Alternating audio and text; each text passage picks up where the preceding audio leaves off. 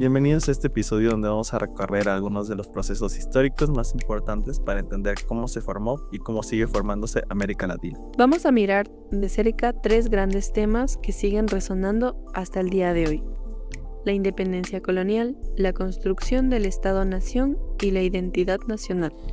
Y lo interesante es que, aunque suenan a conceptos del pasado, están totalmente conectados con los problemas actuales. Sí, nada de lo que vivimos hoy surgió de la nada. La forma en que nos independizamos, la manera en la que se intentó organizar el poder político y cómo se fue construyendo o imponiendo una identidad nacional, explica muchas de las tensiones que seguimos experimentando. Así que quitemos un poco el mito de que la independencia fue una fiesta nacional, o que el Estado surgió como un proyecto uniforme.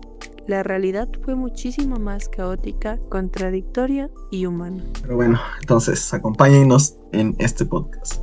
Primero vamos a comenzar hablando sobre la independencia colonial. La independencia no nació por patriotismo, sino por colapso. Empecemos destruyendo un mito. La independencia no nació de un gran sentimiento nacional. No hubo un despertar colectivo latinoamericano. Nada de eso. Exacto. Según Lori Sanata, todo comienza con la invasión napoleónica a la península ibérica. De repente España se queda sin rey, sin gobierno y sin legitimidad para mandar. Las colonias se quedan huérfanas políticamente. Y ante este vacío, las ciudades deciden crear juntas de gobierno. Pero esto es clave, no para independizarse, sino para guardar el trono, conservar la autoridad en nombre del rey ausente. Eso ya nos dice mucho. América Latina no empezó queriendo independencia. Empezó intentando mantener el orden imperial. Pero cuando una estructura imperial colapsa, mantenerla es imposible. El caos político como un punto de partida. Sin una autoridad clara, las regiones empezaron a competir entre sí. Quito contra Lima, Buenos Aires contra el Alto Perú, México dividiendo entre las élites peninsulares y criollas. Y se abrieron debates que nunca antes habían existido. ¿Quién debe mandar? ¿Qué significa representar al pueblo? ¿Quién es ese pueblo? Claro, y a esto se suma que muchas ciudades tenían relaciones muy fuertes con Inglaterra, que ya quería abrir mercados. Había tensiones económicas internas, externas, moviéndose al mismo tiempo. Y encima la restauración absolutista en 1814, cuando Fernando VII vuelve al poder, hace que España intente retomar el control a la fuerza. Claro, y esa reacción provocó que las guerras de independencia, la guerra que duró más de una década, con ejércitos irregulares, batallas devastadoras, violencia, y etcétera, etcétera, etcétera. Una independencia marcada por contradicciones. Lo que empieza como defensa del orden termina siendo una ruptura total. Pero es una ruptura sin un proyecto en común. Y Bolívar soñaba con una gran sola nación, pero San Martín imaginaba otra cosa. México terminó siendo un imperio que después se volvió república. Centroamérica se unió y luego se dividió. No había un proyecto nacional, había proyectos regionales. Cada lugar trataba de sobrevivir. Y eso explica por qué la independencia dejó tantas heridas. Fue un proceso improvisado, donde actores militares, élites criollas, comerciantes, campesinos e indígenas participaron por razones totalmente distintas. Eso hace que la independencia no sea un punto de llegada, sino un punto de partida, lleno de problemas. Bueno, ahora pasaremos a hablar sobre la formación del Estado-Nación. Aquí comienza con el contexto de república sin Estado, algo dicho por Sanata. Después de expulsar a los españoles, los territorios tenían que construir un Estado, pero como dice Sanata, la mayoría eran repúblicas sin Estado. Y bueno, ¿qué significa eso? Que había constituciones, discursos, congresos, pero en la práctica el Estado no tenía un control real del territorio. Y las regiones estaban desconectadas, no había caminos, ni ferrocarriles, ni un mercado interno.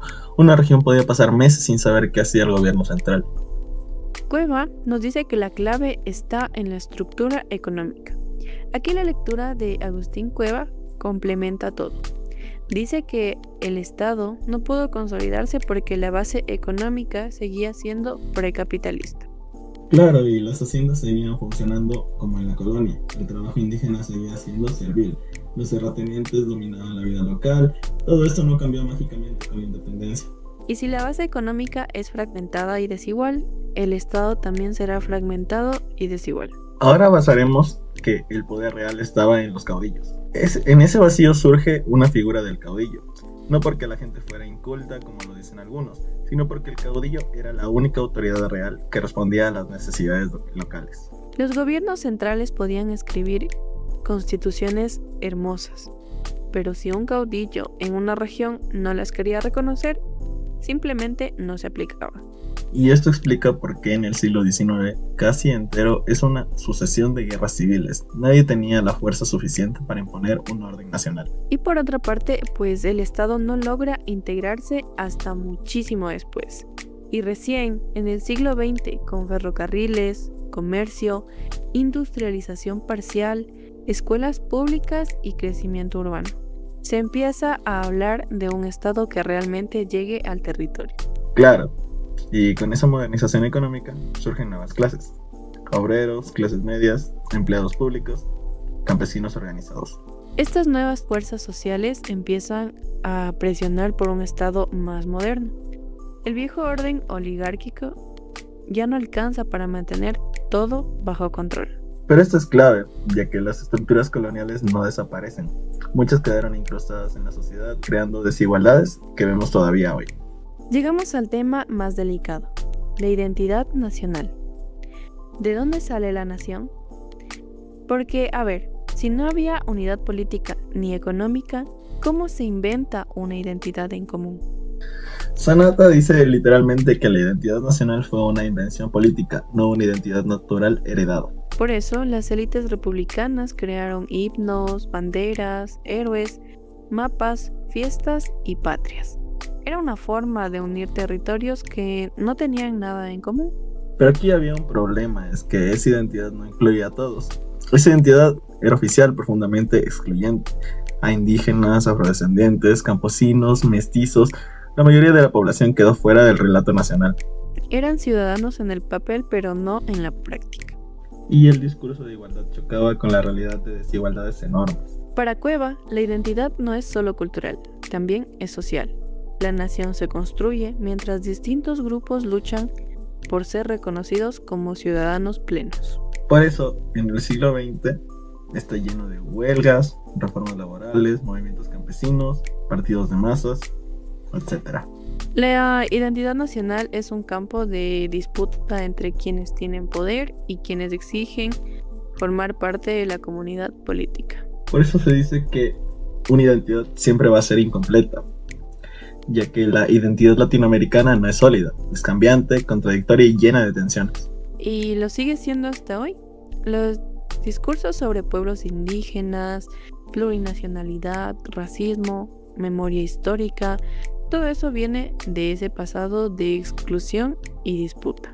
Claro, eso es un tema que siempre va a estar arraigado en nuestra nación. Bueno, la historia latinoamericana no es una historia de naciones que nacieron listas. Es la historia de sociedades que tuvieron que inventarse a sí mismas mientras resolvían crisis enormes. Una independencia caótica. Un estado que nació débil. Una identidad nacional construida a medias. Y todo eso sigue moldeando al presente. Entender estos procesos no cambia el pasado, pero sí cómo interpretamos el presente. Porque América Latina no es un proyecto terminado. Es un proyecto vivo. Y sigue en construcción. Gracias por prestarnos atención. Hasta la próxima.